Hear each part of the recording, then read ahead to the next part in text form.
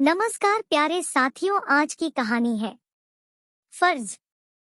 प्रिया बेटा, तुम्हें तो पता ही है, संगीता प्रिया की ननद की शादी तय हो गई है।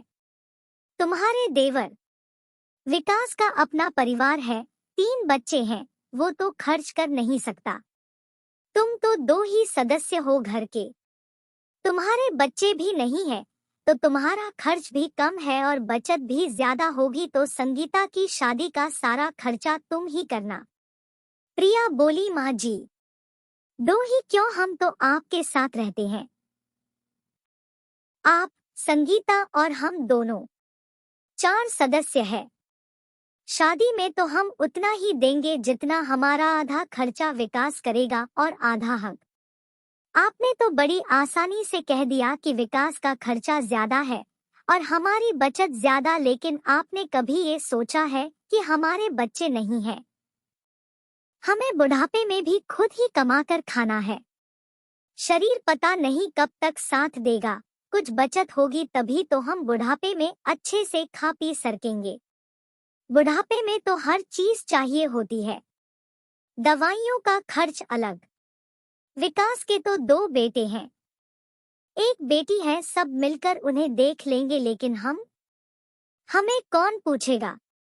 हमारी तो यही बचत ही हमारे काम आएगी और घर का खर्चा भी सारा हम ही करते हैं। विकास तो परिवार से अलग रहता है, घर भी विपिन का ही था।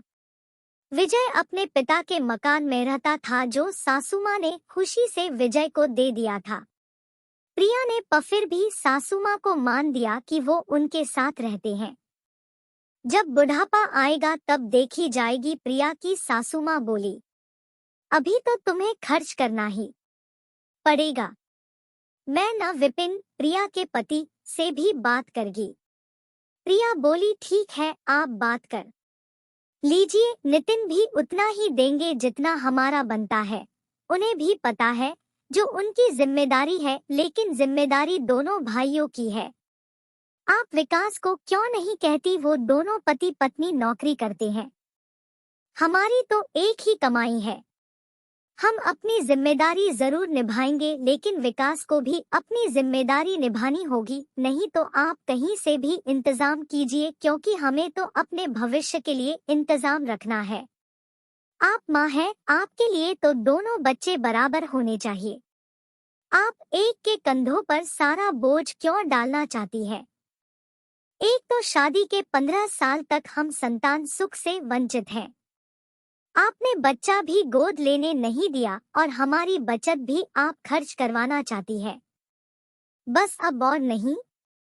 आपको तो हमारे दुख से कुछ लेना देना नहीं, सिर्फ हमारी बचत दिख रही है। अपना फर्ज हम जरूर निभाएंगे, विकास को भी उसका फर्ज निभाने को कहिए। हाँ, अगर विपिन की आर्थिक स्थिति अच्छी न होती तो मैं चुपचाप से आपकी बात मान लेती, लेकिन वो समर्थवान है, उसे कोई कमी नहीं। आगे आपकी इच्छा। हम संगीता की शादी का आधा खर्च जरूर देंगे, आधा आप विपिन से लीजिए।